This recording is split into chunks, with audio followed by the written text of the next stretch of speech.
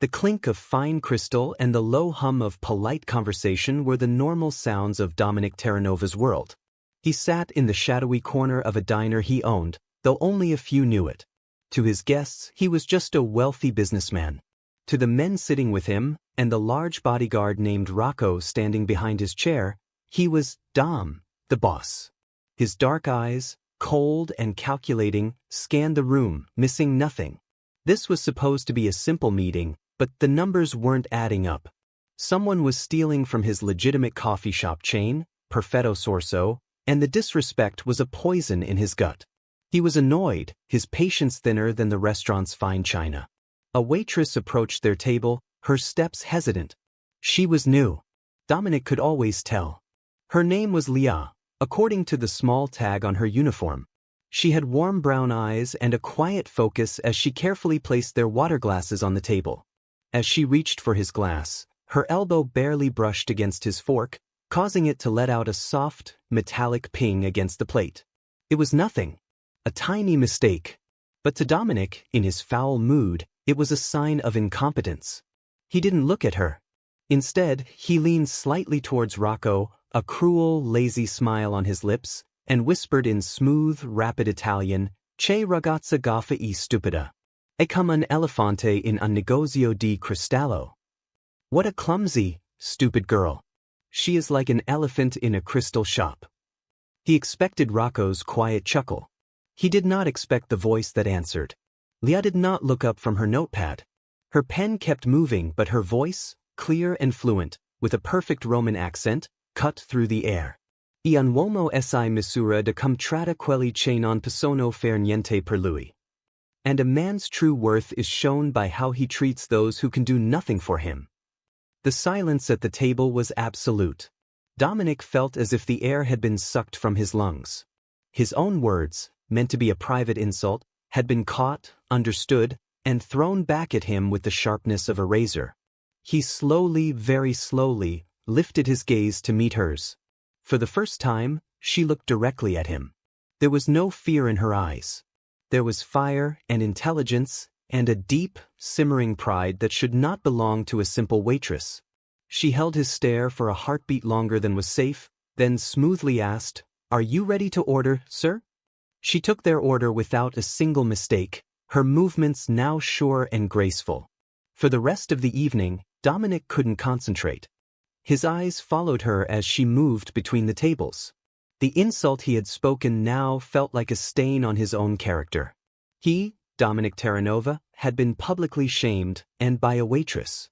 But it wasn't anger he felt most strongly. It was a burning, undeniable curiosity. The image of Leah's fiery eyes haunted him for 3 days. A normal person would have let it go.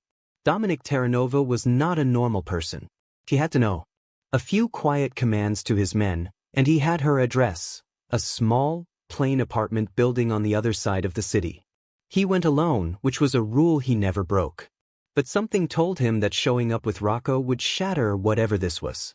He stood outside her door, took a breath he didn't need, and knocked.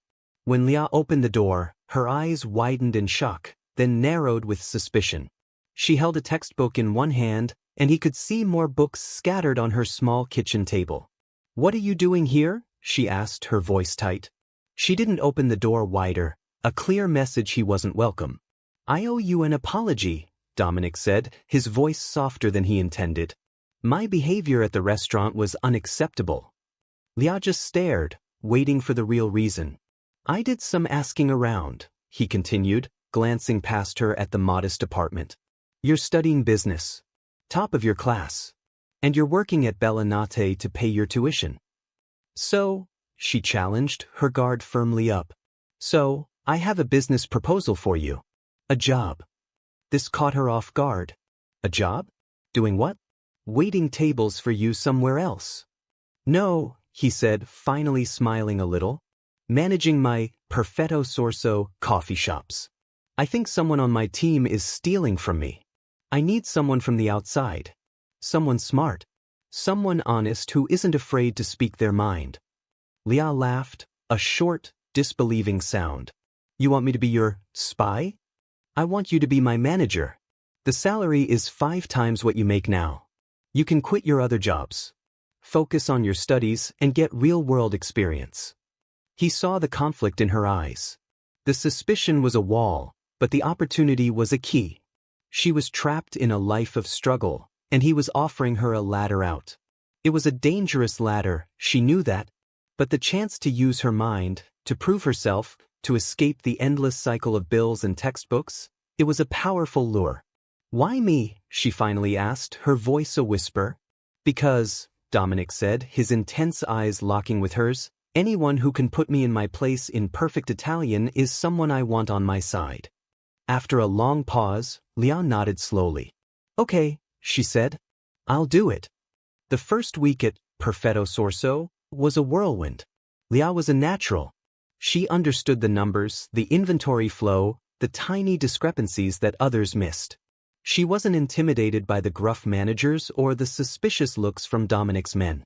She did her job with a quiet, fierce efficiency that Dominic found himself admiring more each day. Their interactions started as brief meetings in his office. He'd ask for an update, she'd give him a clear, concise report. But soon, the meetings lasted longer. They'd talk about business theories, her ideas for the shops, his vision. The tense spark from their first meeting began to smolder into something else. A shared look across a conference table would last a moment too long. His hand would brush against hers as he passed her a file, and a jolt of electricity would pass between them. They were a boss and his employee, a mafia king and a waitress, yet in those quiet moments, they were just Dom and Leah, two sharp minds circling each other, drawn together by a force neither understood. Then Leah found it. Buried in the false invoices and the shifted stock numbers, she found the pattern. It wasn't messy or hidden in a complicated way. It was clean, precise, which meant the thief was someone with high-level access. Someone who knew the system inside and out.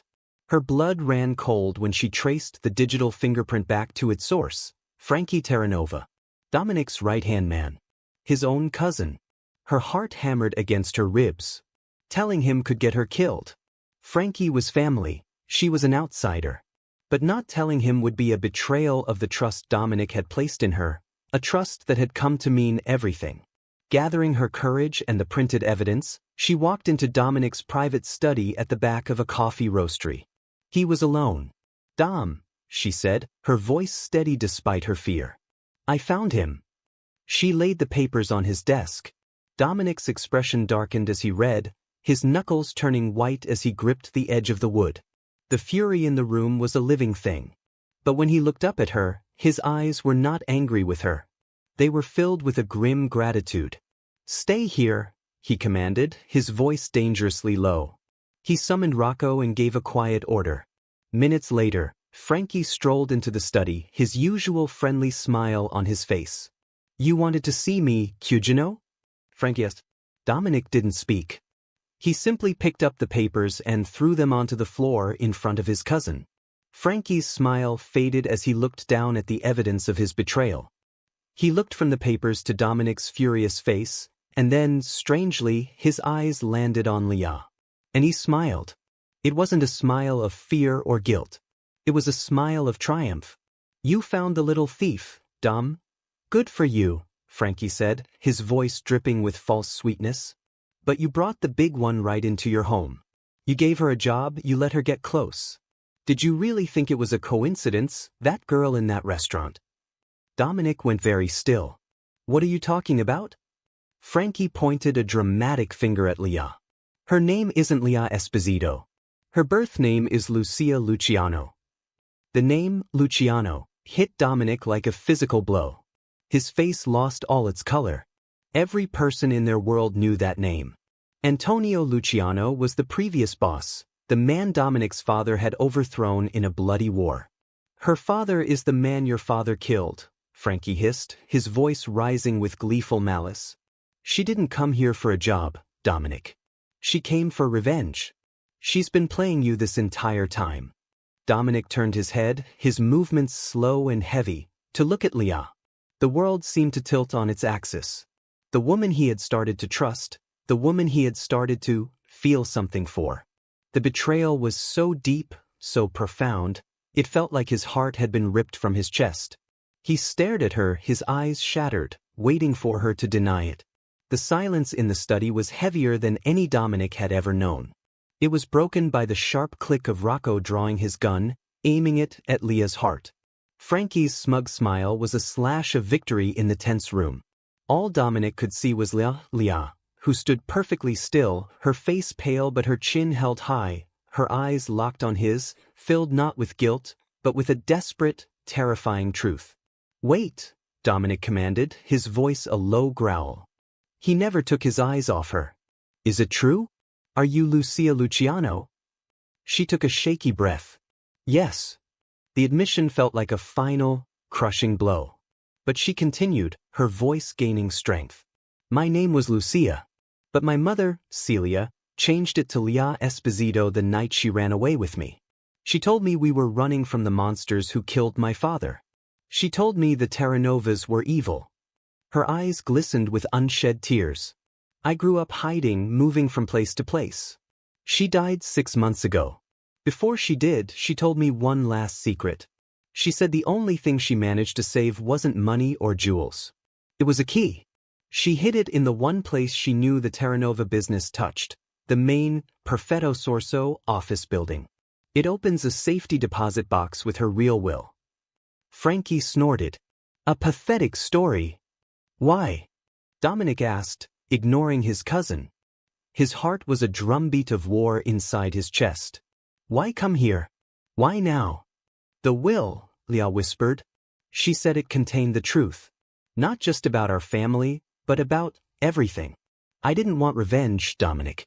I just wanted the truth. I got the job at the restaurant to get access to the office. I took your job for the same reason. I never thought you'd be," she trailed off, her meaning hanging in the air between them. "I never thought you'd be kind. I never thought I'd fall for you." Dominic sent everyone away. A furious Frankie, a confused Rocco. He was alone with the daughter of his father's greatest enemy. The old rules, the laws his father had hammered into him, screamed one thing: eliminate the threat. A Luciano could not be allowed to live. It was the foundation his world was built on. But the man he had become, the man who had looked into Leah's fiery eyes and seen a partner, screamed something else. He paced his office for hours, the ghost of his father's legacy warring with the living, breathing feeling Leah had ignited in him. She hadn't tried to run.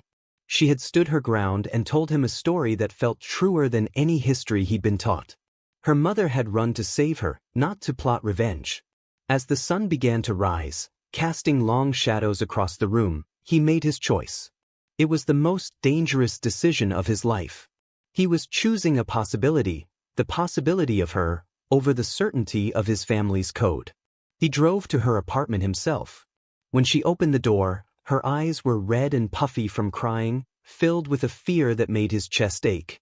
"I believe you," he said, the 3 words simple, but their weight immense.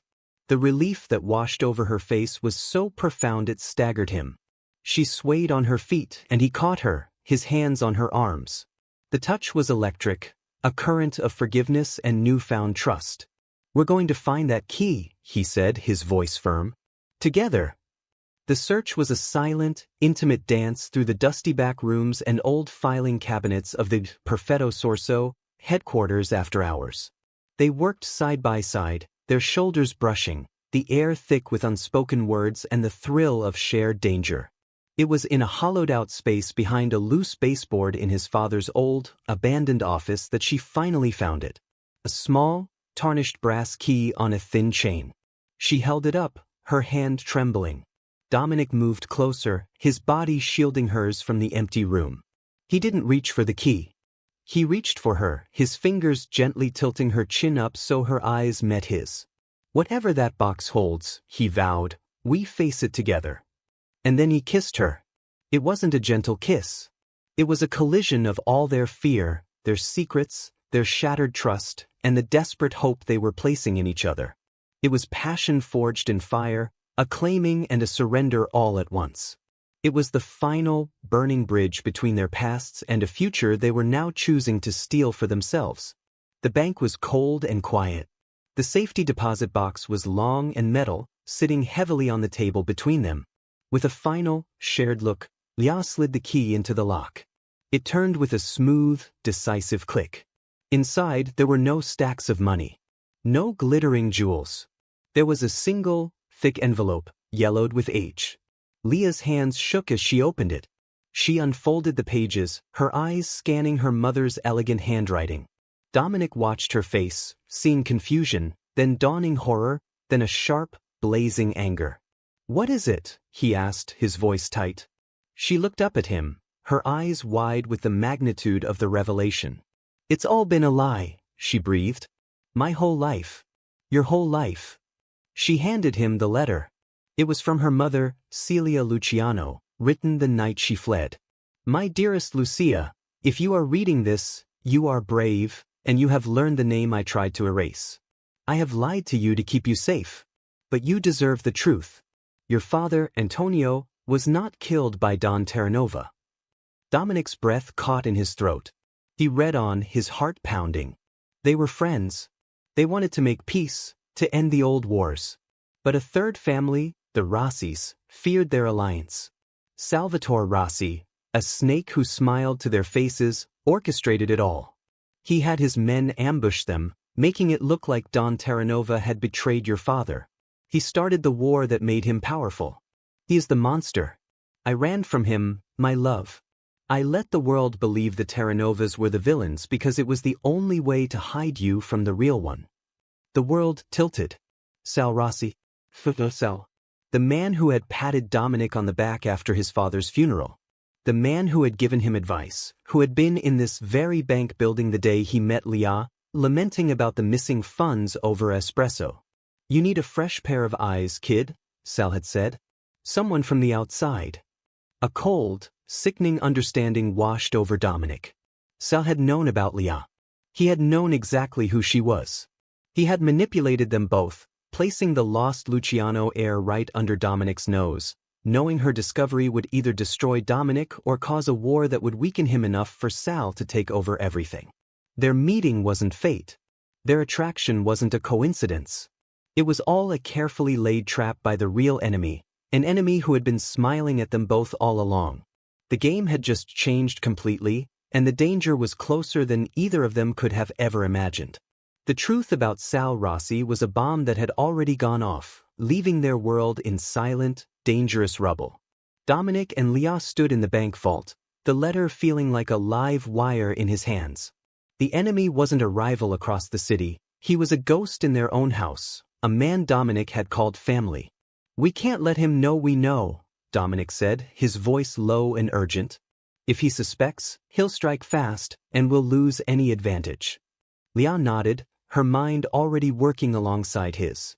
"So, we give him the show he expects. He thinks you're heartbroken and I'm a vengeful traitor. Let's act like it." The performance began immediately. The next day, at the Perfetto Sorso office, Dominic staged a furious, very public argument with her, his voice echoing through the halls as he accused her of being a Luciano spy. Lia, with tears in her eyes that were only partly an act, was escorted from the building by Rocco. It was the hardest thing she had ever done, walking away from him, feeling his angry glare on her back, knowing it was all a lie but feeling the sting of it anyway. In secret, their trust became their greatest weapon. They met in the quiet back room of a library, their heads bent close together over building blueprints. They communicated through coded messages left in coffee orders. Their love, forged in betrayal and now tested by fire, became an unbreakable bond. They were no longer just a man and a woman in love. They were partners in a war, their whispered plans in the dark a stark contrast to their cold silence in the light. Every touch, every secret kiss stolen in the shadows, was a promise of the future they were fighting for. Just as they predicted, Sal Rossi made his move. Believing Dominic was weakened by the betrayal and the family was in chaos, Sal called a meeting of all the major families. He stood at the head of the long table in the old wood-paneled meeting hall, a look of fake concern on his face. "Dominic is a good boy," Sal announced to the gathered bosses, "but he is young. His judgment is clouded by a pretty face. He let a Luciano into his bed, into his business. He can no longer lead. For the good of all our families, I must step in. The doors to the hall burst open. But it wasn't Sal's men. Dominic walked in, his posture radiating a cool, controlled power. And by his side, her hand firmly clasped in his, was Leah. The room erupted in murmurs. Sal's face went slack with shock. Dom, what is this? Has this switch blinded you completely? The only one who has been blind is me, Sal, Dominic said, his voice cutting through the noise. Blind to the snake my father called a friend. He held up the aged letter. This is from Celia Luciano. It states that Salvatore Rossi is the one who murdered Antonio Luciano and my father, framing them both to start a war and seize power for himself. Chaos exploded. Sal roared, lies, and in the same moment, one of his hidden men drew a gun, aiming directly at Dominic's heart. Time seemed to slow. But Leah was already moving. A memory, a lesson from her mother a lifetime ago. If a man points a gun, Lucia, you move here and you twist like this, flashed through her mind. She didn't think, she acted. She lunged, her body a blur, grabbing the man's wrist and twisting it with a sharp, precise motion she didn't know she still possessed. The gun clattered to the floor, and the room descended into a full-blown brawl. Dominic, seeing what she had done, felt a surge of awe and ferocity. He fought his way to her side, and together, they became an unstoppable team, protecting each other's backs until the last of Sal's loyalists was subdued. With Sal Rossi captured and his conspiracy revealed, a new peace settled over the families. Dominic was no longer just a boss who commanded fear. He was a leader who had uncovered a great evil and earned immense respect. The Terranova name was stronger than ever. Everyone expected him to take his throne with Leah as his queen. But Dominic had a different plan. He gathered everyone in the same hall where they had faced Sal. I have led this family as my father wished, he announced, his voice clear and strong. But that life ends now. He turned to Leah, his eyes filled with nothing but love and certainty. Then, to the gasps of the entire room, he got down on one knee. Leah, he said, the best thing that ever happened to me was the day I was stupid enough to insult you. You showed me that my worth wasn't in my power, but in my heart. I don't want to be a mafia boss. I want to be your husband. I want to build a real, honest life with you, growing, perfetto sorso, into something we can be proud of. Leave this world with me. Build a new legacy with me. Tears streamed down Leah's face, but they were tears of joy. Yes, she said, her voice ringing through the silent hall. 1,000 times yes. Then a small, knowing smile touched her lips. But we build it as true partners. She looked from Dominic to the stunned faces of the families. My mother didn't just leave me a letter. She left me the entire Luciano fortune, hidden in Switzerland for decades. It's more money than any of you have ever seen. The final, stunning plot twist settled over the room. The poor waitress was, in fact, an heiress. She had never needed Dominic's money or his power. She looked back at Dominic, her love for him shining in her eyes. So let's use it. Let's use my name and your name to build something that is just ours. No more Terranova, no more Luciano. Just us. And so they did. They walked away from the world of violence and secrets, hand in hand, two equals in love and in life. They turned Perfetto Sorso into a global empire, a symbol of what can happen when two broken pasts come together to create a perfect future. Their story became a legend, not of fear, but of a love so strong it ended a war and built a new world. We hope you were on the edge of your seat until the very end. The journey of Dominic and Leah was a roller coaster of secrets, trust, and ultimate love. If this story captured your heart, make sure to subscribe to the channel for more dramatic, twist-filled tales like this one. We love hearing from you. Let us know in the comments where you're watching from and what you thought about Leah's final secret. Was it the ending you expected? Thank you for watching.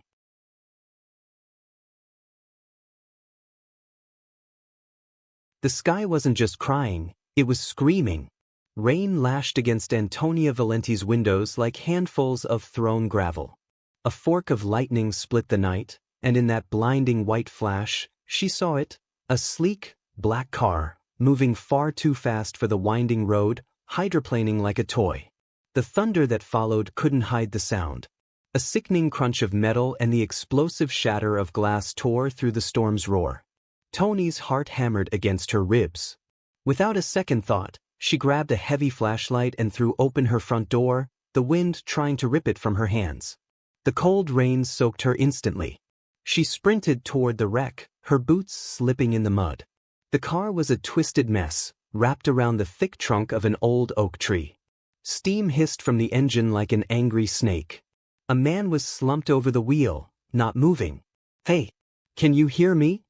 Tony yelled, her voice stolen by the wind. She yanked on the crumpled door, but it was jammed shut. Using the solid end of her flashlight, she smashed the remaining glass in the passenger window, ignoring the shards that bit into her hands. She reached in, unlocked the door, and pulled it open. The man groaned. He was alive. "Come on, mister, we have to get you out of here," she urged, pulling on his arm.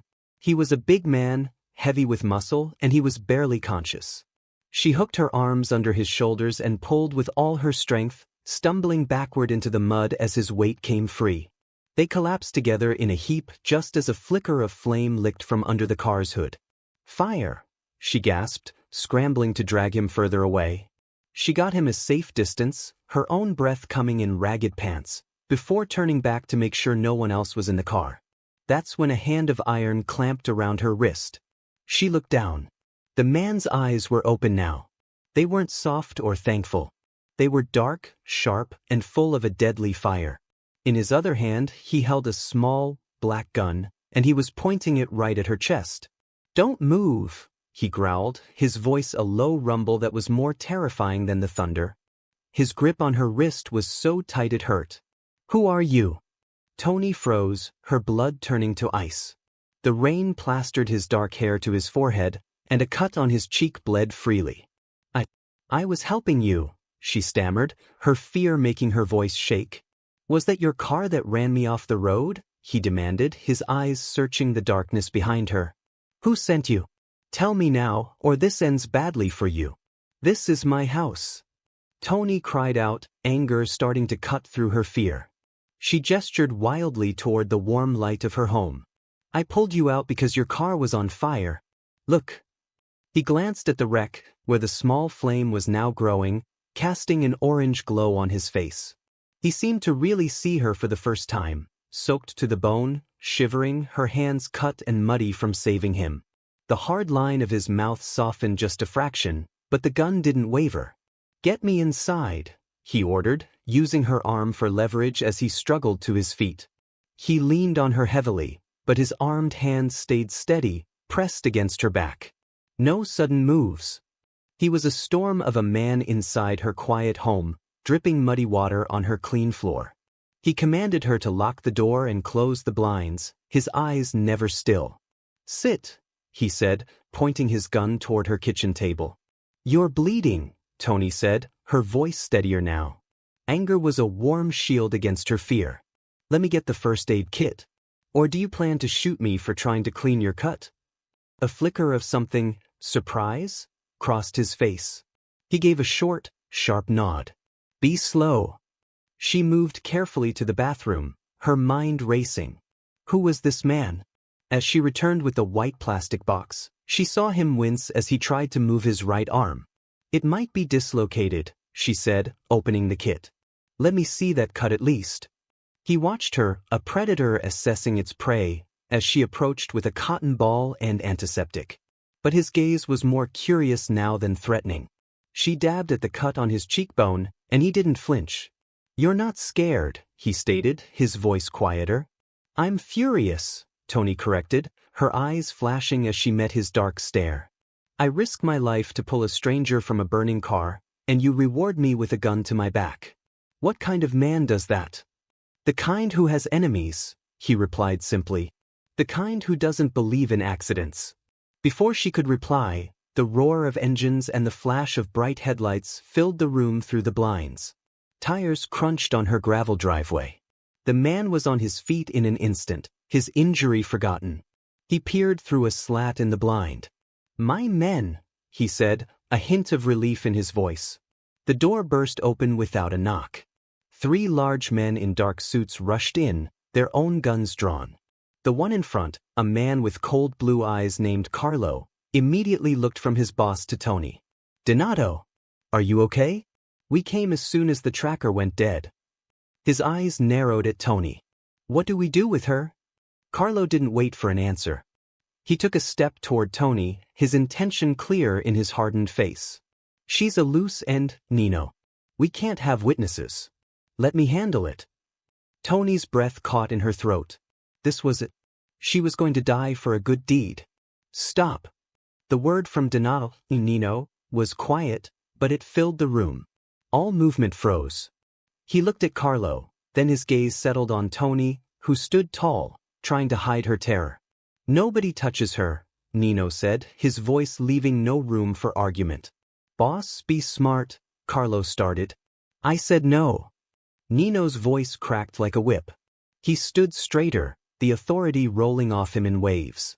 "This woman is under my protection. Antonia Valenti. You hear that? Anyone who looks at her the wrong way, anyone who causes her a single problem, will answer to me. Is that clear?" Carlo's jaw tightened, but he nodded, lowering his gun. The other men followed. Nino turned back to Tony. The storm still raged outside, but the one in her living room had quieted. "The debt is paid," he said to her, his dark eyes holding hers for a long, heavy moment.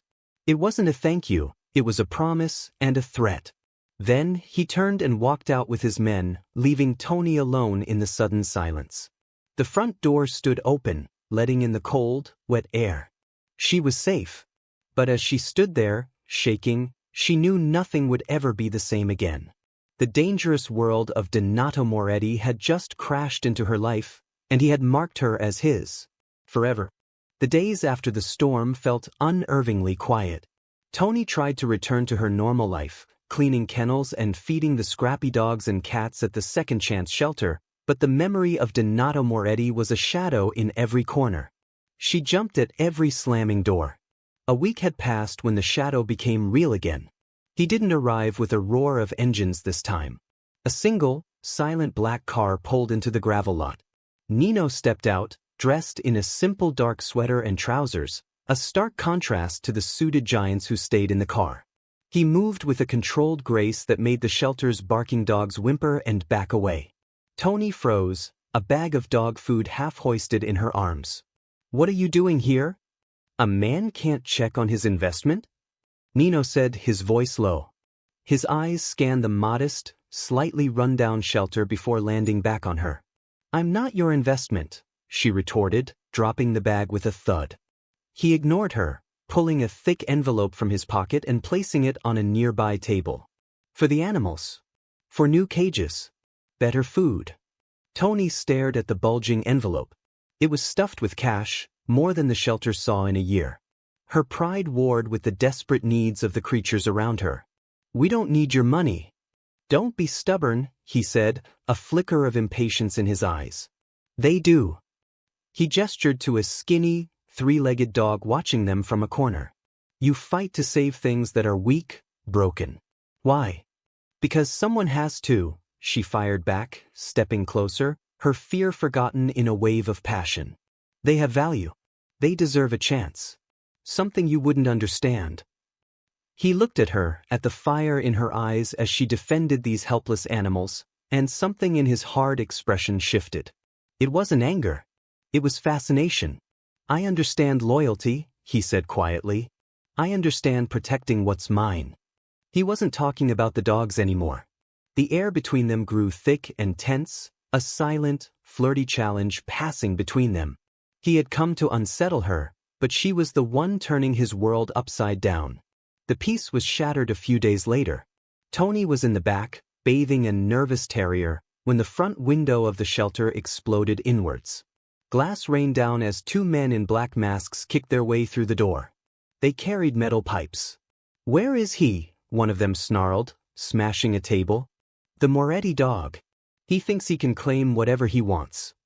The animals erupted in a frenzy of barking and howling. Terror seized Tony, but her body moved on instinct. She didn't run for the door.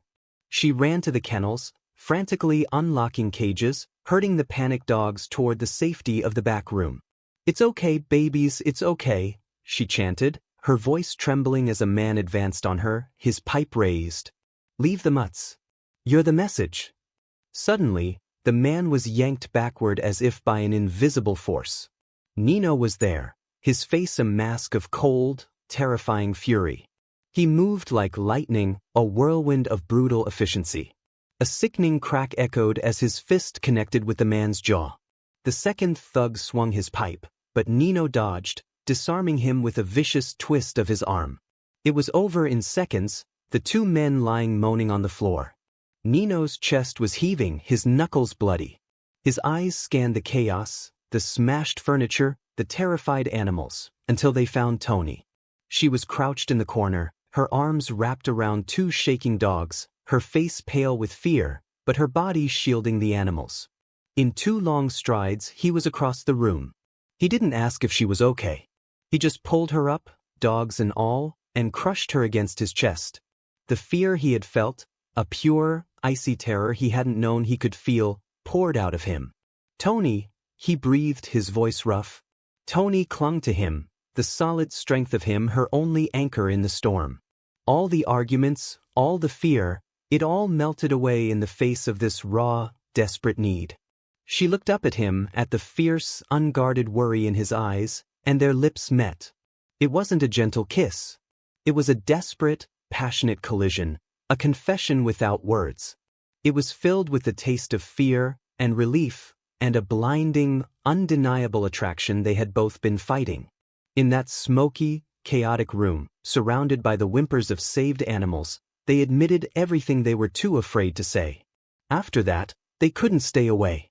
Their relationship became a secret, intense world of its own. They met in the quiet hours, in a secluded apartment Nino owned that felt a million miles from both the shelter and his violent life. There, Donato Moretti, the feared boss, disappeared. In his place was just Nino. Wrapped in the soft darkness of night, he told her things he had never told a soul. He spoke of his father, a cruel man who taught him that trust was a weakness. He confessed his fear of ending up alone, surrounded by hired loyalty but loved by no one. He dreamed, quietly, of a life by the ocean, a simple, quiet life he thought was a fairy tale. "You could have it," Toni whispered, her head on his chest, listening to the steady beat of his heart. "We could have it." He looked at her, his fingers tracing the line of her jaw. "You make me believe I could," he said, and the wonder in his voice broke her heart a little.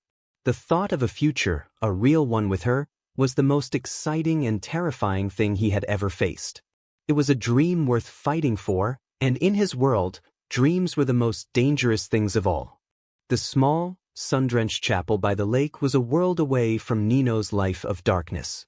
It was Toni's dream, and he had moved mountains to give it to her.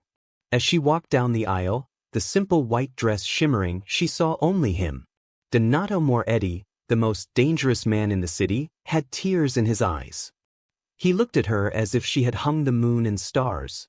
Later, in their secluded hideaway, he had gotten down on one knee. His voice, usually so commanding, was soft. "This life I live, it's a cage, Toni. But you are the key. Marry me. Let me put my ring on your finger. Let the whole world know you are under my protection, so no one will ever dare challenge your safety again." He cupped her face, his thumb stroking her cheek. "I promise you after this, we will leave it all behind. A different life by the ocean. Just you and me. Forever." Toni's heart felt so full it could burst. She saw the future in his eyes, a future of sunlight and peace, not storms and violence. "Yes," she whispered, her own tears falling. "Yes, Donato. 1,000 times, yes." In that moment, she wasn't choosing the mafia world. She was choosing the man trapped inside it, the man who dreamed of the ocean. The wedding day was perfect. The same little chapel was filled with flowers, and for a few precious hours, the shadow of Nino's world seemed to retreat.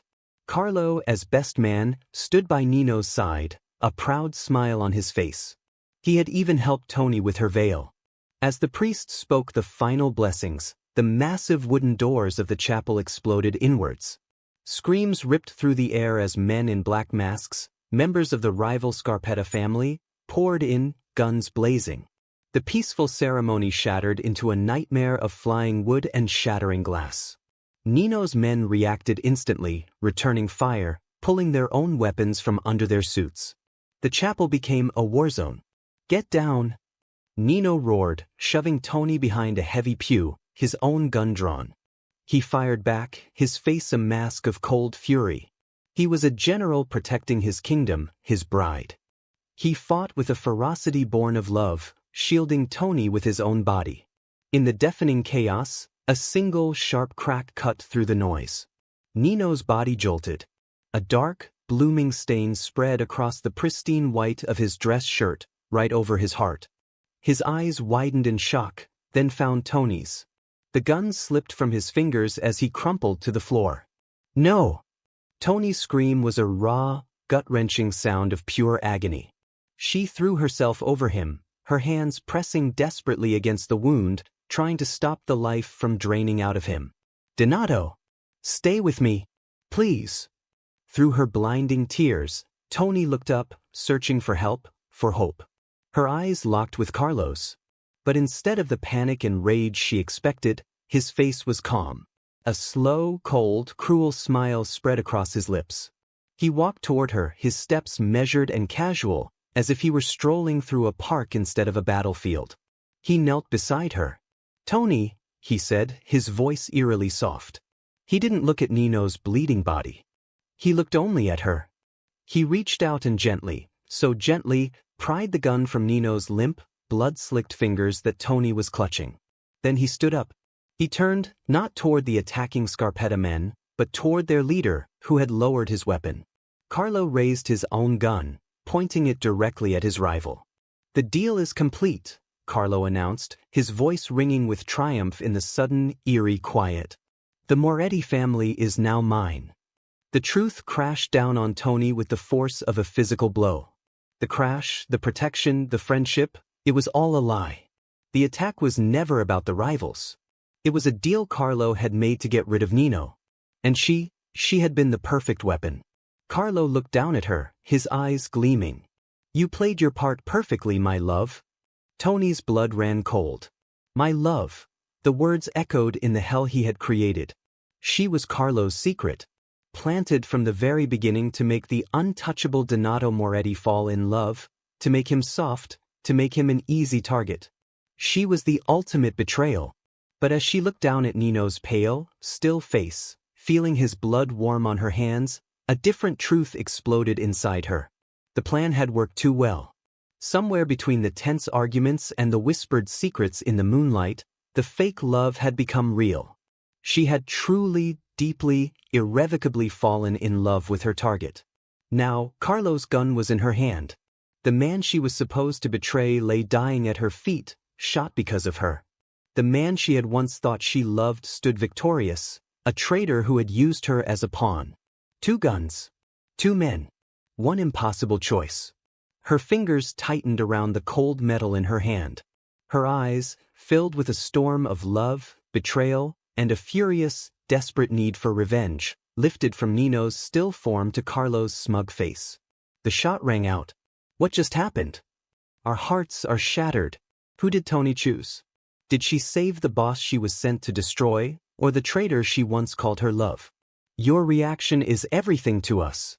Where are you watching from? Let us know your city and country in the comments. And kindly from 1, hated the twist, to 10, my mind is blown. Tell us your rating and what you think will happen next. The future of this story is in your hands. The air in The Gilded Plate hummed with the soft sounds of clinking silver and low, polite conversation. It was a world of shining marble and soft lighting, a place where money whispered instead of shouted. Rosefine moved through it like a quiet dream, her simple black waitress uniform unable to hide her gentle grace. For her, this job was a stepping stone, a way to save enough to open a small flower shop, a place filled with color and life, a world away from this quiet luxury. She was clearing a dessert plate from a table when the noise began. The door swung open and a group of young men swaggered in, their loud voices and boisterous laughter slicing through the calm like a knife. They were dressed in expensive clothes, their watches gleaming under the lights, but their manners were cheap. They were the kind of people who believed their wealth was a license to treat the world as their playground. Rosefine's heart sank as the hostess seated them in her section. She pasted on a polite smile and approached. "Good evening, gentlemen. Can I start you with some drinks?" The one in the center, a man with slicked back hair and a cruel twist to his smile, looked her up and down as if she were a piece of furniture. "We'll all have your most expensive whiskey. And make it quick," he said, his tone dismissive. She nodded, keeping her composure, and went to place the order. This was the part of the job she hated, the part where she had to swallow her pride and become invisible. The rest of the night continued in a similar vein. The men, whose names she learned were Jason, Brett, and their loudest friend, Mark, were endlessly demanding. They snapped their fingers, complained about the temperature of the food, and left a mess of breadcrumbs and spilled salt on the pristine white tablecloth. Throughout their noisy meal, Rosefine was aware of another presence. In the far corner, shrouded in shadow, a man sat alone. He hadn't made a sound since he arrived. He was simply there, a still, powerful silhouette. She hadn't even needed to take his order. The manager had done it himself, treating the man with a level of respect bordering on fear. His name was Costanzo. She didn't know how she knew it, but it felt right. He was dressed in a simple, impeccably tailored dark suit, no flashy jewelry, just a quiet authority that seemed to absorb the light and sound around him. Once, when she glanced his way, she caught his gaze. His eyes were a deep, dark brown, and they held hers for a heartbeat too long before she quickly looked away, a strange warmth flooding her cheeks. The climax of the bullies' evening arrived with their final round of sodas. Rosefine was carefully placing the glasses on the table when Mark, the ringleader, decided to put on a show. As she set his Coca-Cola down, he deliberately jerked his elbow, knocking the full glass from her hand. Time seemed to slow. The cold, dark liquid arced through the air and splashed directly onto the front of her white blouse. A collective, sharp gasp went up from the nearby tables. The ice cubes slid down her soaked fabric, leaving cold, wet trails against her skin. The sticky syrup immediately began to cling, the stains spreading like a dark bruise across her chest.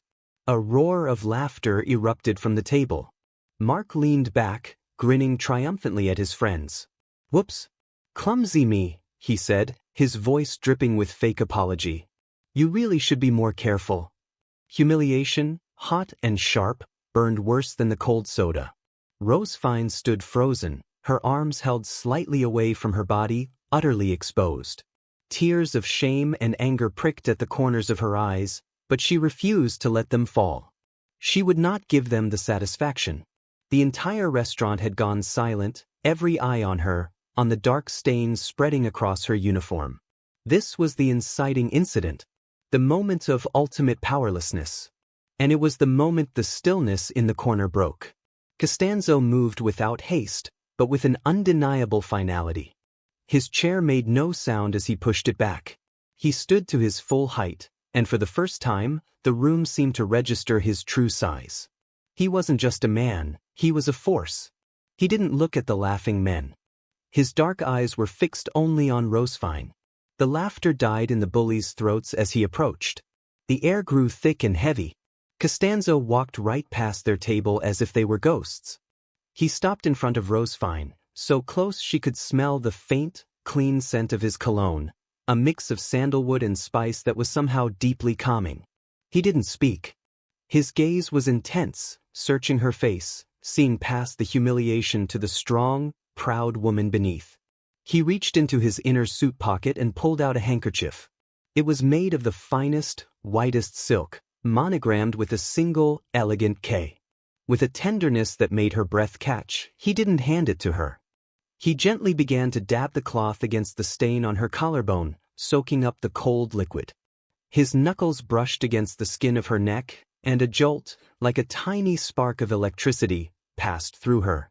His touch was warm, firm, and impossibly gentle. He was looking at her with a depth of respect she had never seen before, a silent promise that she was worth far more than this moment.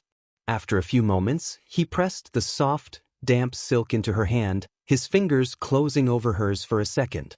The connection was brief, but it felt like a pact. Then he turned. The movement was fluid, but his energy had shifted. The calm protector was gone, replaced by something far more dangerous. He finally looked at the three men. His voice, when he spoke, was low and quiet, yet it carried to every corner of the silent room. It was the sound of absolute authority. "The show is over," he said, his eyes locking on Mark. "You will pay your bill. Then you will leave. And you will not come back." Mark, emboldened by his friends and his own arrogance, puffed out his chest. "And who are you to tell us what to do?" Costanzo took one slow step forward. He didn't need to do anything else. The sheer, focused intensity in his eyes made Mark shrink back in his seat. It was a look that promised consequences too dark to name. "I am the man who is asking politely," Costanzo replied, his voice dropping even lower, becoming almost a whisper. "You do not want to know what happens when I stop being polite." He didn't wait for an answer. He turned to the manager, who had been hovering nervously nearby. Costanzo pulled a thick, black credit card from his wallet. "Their bill. And mine. They are banned." It wasn't a suggestion. The manager simply nodded, taking the card without a word. Costanzo turned back to Rosefine. The dangerous aura was gone, replaced once more by that unsettling focus. He reached for her hand again, the one not holding the silk handkerchief. He turned it over, and before she could process what was happening, he slipped a small, folded piece of thick, cream-colored paper into her palm. His thumb stroked once, slowly, across her wrist. Then he leaned in close, his lips nearly brushing her ear.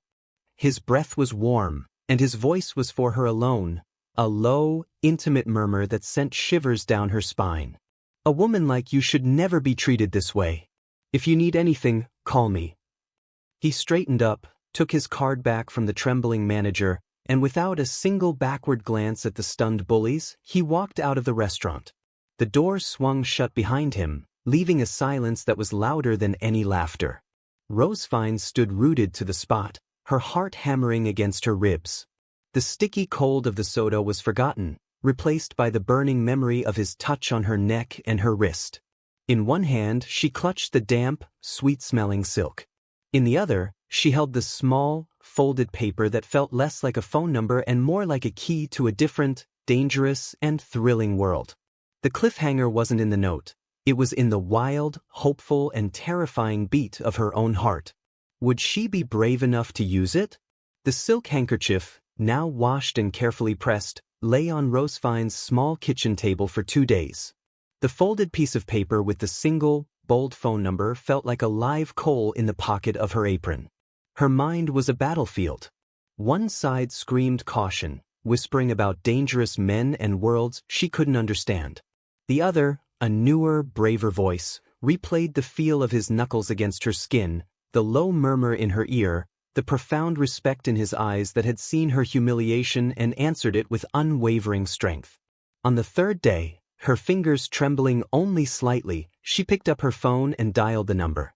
It rang once before a deep, calm voice answered. "Costanzo." "It's Rosefine, the waitress from the Gilded Plate," she said, her voice softer than she intended. There was a brief pause on the other end, and she could almost hear his slight smile. "Rosefine, I have been hoping you would call." His voice was like warm honey, smoothing over her nerves. "Let me thank you properly for the handkerchief. Would you allow me to take you for a walk tomorrow afternoon? Not dinner at a fancy restaurant, not a showy display of wealth. A walk." It felt so strangely normal, so thoughtful, that it disarmed her completely. The following day, he met her not in a black limousine, but in a sleek, understated car, and he was driving himself. He took her to a vast, sun-dappled park on the outskirts of the city, a world away from the polished marble of the restaurant. For the first hour, they simply walked. He asked her about her dreams, really asked, listening with a focus that made her feel like she was the only person in the world. She found herself telling him about the flower shop, the specific flowers she wanted to grow, the way she wanted her shop to smell. And he, in turn, began to slowly, carefully, unveil himself. He didn't offer a job title or a company name. Instead, he spoke in principles. My world, he said, his gaze fixed on a distant horizon, is built on loyalty. On family. My work, it is to protect what is mine. To ensure that the people who depend on me are safe, and that those who wrong us understand the price of that mistake. He chose his words with the precision of a craftsman. I am not a safe man, Rosefine. My enemies would not call me kind. But I am fair. And I protect what belongs to me. He stopped walking and turned to face her, his dark eyes serious. I need you to understand that the man who humiliated you, he was dealt with. He will not trouble you or anyone like you ever again. Rosefine looked into his eyes, seeing the shadow of the dangerous man he had described, but she also saw the one who had dabbed her skin with a silk handkerchief. She saw the man who was walking with her in a park simply to talk. She felt no fear. Instead, she felt a profound sense of safety. I understand, she whispered. And she did. She saw the goodness, the fierce, unyielding honor that was the core of him. His world was dark, but he was not darkness. He was the protector who stood at its edge, keeping the true shadows at bay. That first walk became many. Their connection was a fire that caught quickly and burned with a steady, intense heat. Costanzo was, as he had promised, always a gentleman. He opened doors, his hand always finding the small of her back in a crowd, a possessive yet reverent touch. But his love for her was not gentle in a soft way. It was a powerful, all-consuming force. One evening, he took her to his home. It wasn't a cold, modern penthouse, but a sprawling, warm house filled with books and art, a sanctuary hidden behind high walls. He cooked for her, moving around the kitchen with a quiet confidence. After dinner, they stood on his terrace under a blanket of stars. The city lights twinkled far below, a kingdom he seemed to rule from this quiet perch. He stood behind her, his arms wrapping around her waist, pulling her back against his solid chest. She could feel the strength in him, the latent power held in check.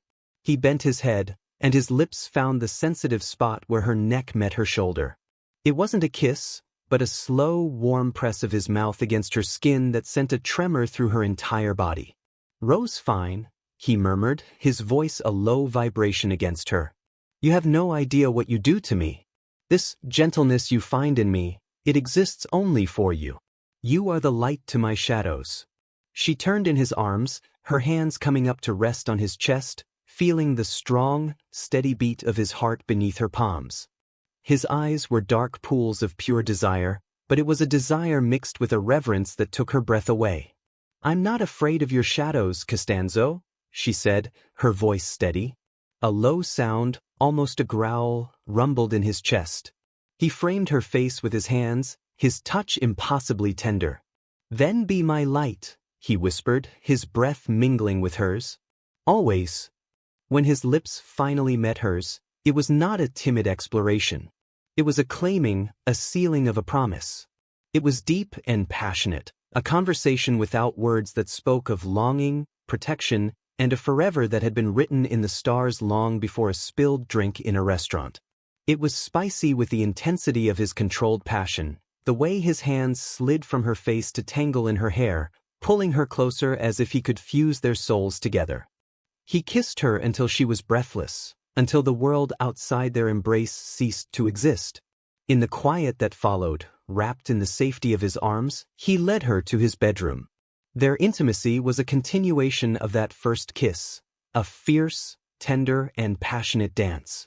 He worshipped her with his hands and his mouth, learning every curve and sigh as if she were a sacred text.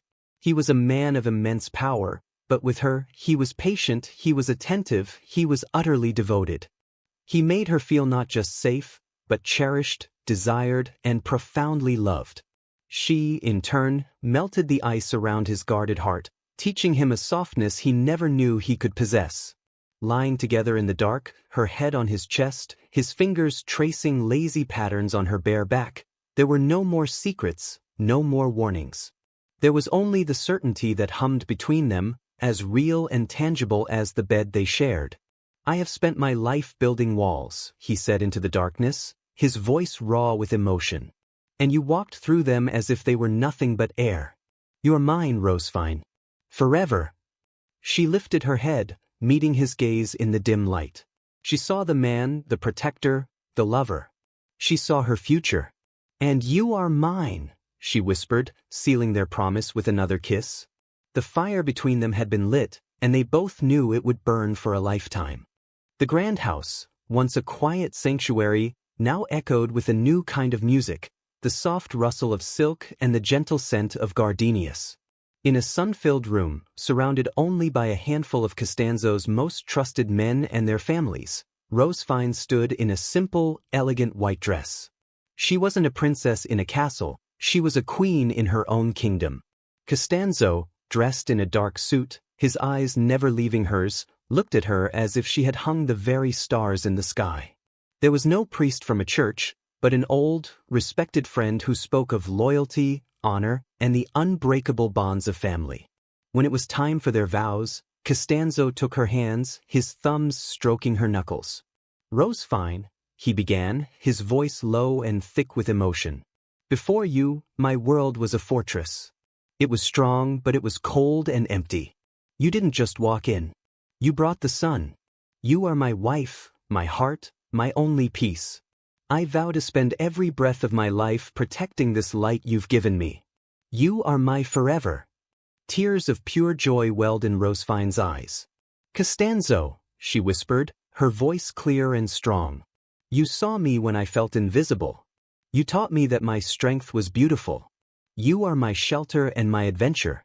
I vow to be your peace, your comfort, and your home, always. You are my forever." They exchanged simple, heavy platinum bands.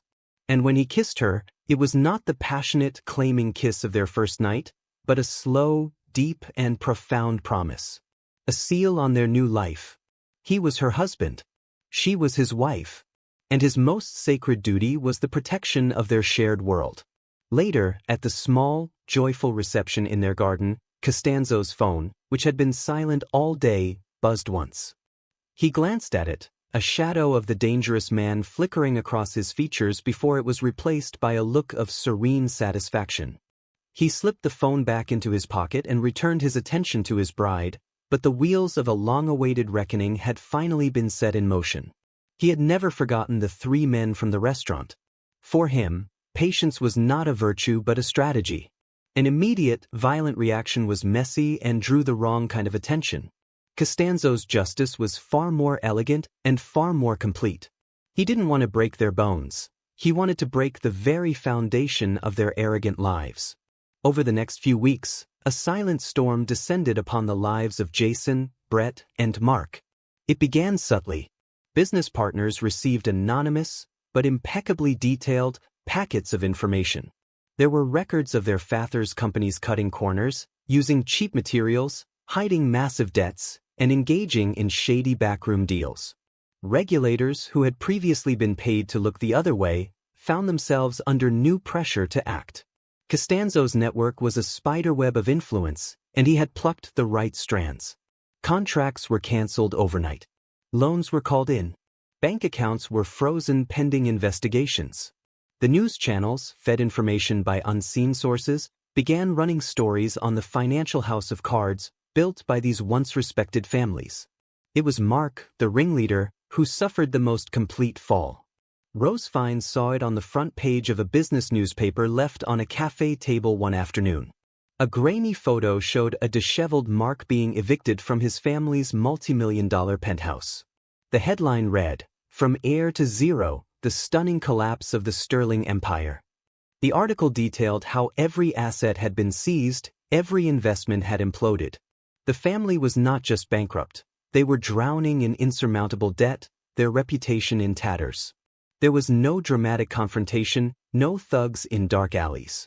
The punishment was absolute and perfectly fitted to their crime. They had used their wealth as a weapon to humiliate someone they deemed beneath them. Now they had no wealth. They were powerless, exposed, and utterly humiliated, finally understanding the cold terror they had so carelessly inflicted on others. They never even knew who had orchestrated their ruin.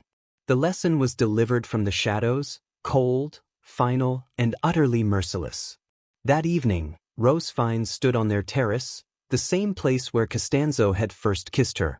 The city lights glittered, a kingdom now truly at peace. Costanzo stepped out and came to stand behind her, wrapping his arms around her waist and resting his chin on her head.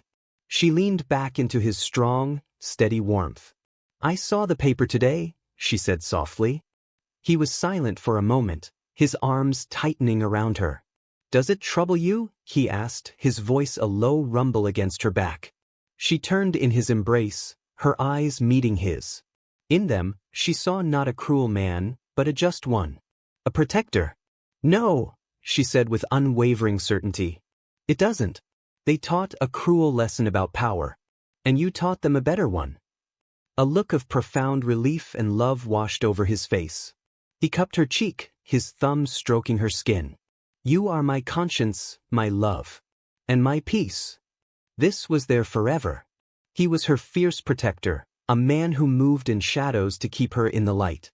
She was his calming peace, the gentle hand that could soothe the storm within him. They had built a life not on fear, but on a powerful, unshakable love and a deep, mutual respect. It was a love that was both a shelter and a fortress, a story that began with a spilled drink and would end only when their last breath was drawn together. He lowered his head and kissed her, a soft, lingering promise under the starlit sky. It was a kiss that held all the passion of their beginning and all the gentle certainty of their forever. In that kiss was a home, a world, a universe built just for them. And it was only the beginning of their story. We hope you were swept away by Rosefine and Costanzo's story of fierce love and ultimate justice. If this tale of a powerful protector and the strong woman who became his peace had your heart racing, then you won't want to miss what we have for you next. Subscribe to our channel for more gripping stories of romance, revenge, and redemption, where true love always gets the final say. We upload new, captivating tales just like this one every single week. We love hearing from you. Tell us in the comments where you are watching from and what you thought about the story. Were you cheering when Costanzo gave Rosefine his handkerchief? Did you feel the chemistry in their first kiss? What did you think of his final, quiet revenge? Let us know your thoughts and what kind of stories you'd like to see next.